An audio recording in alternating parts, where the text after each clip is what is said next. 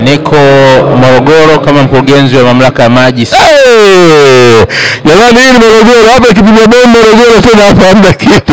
Morogoro maji yapati wote. Hebu tuambie kwanza, Morogoro hali ya upatikanaji wa maji safi na salama yako vipi ndani ya uongozi wa Mama Samia Suluhu Hassan? Karibu.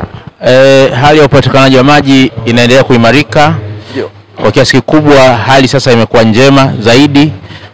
Mama amefanya uwekezaji mkubwa Morogoro. Ndio. Na tunaendelea na kazi kuhakikisha kwamba wananchi wanapata huduma ya uhakika. Ndio.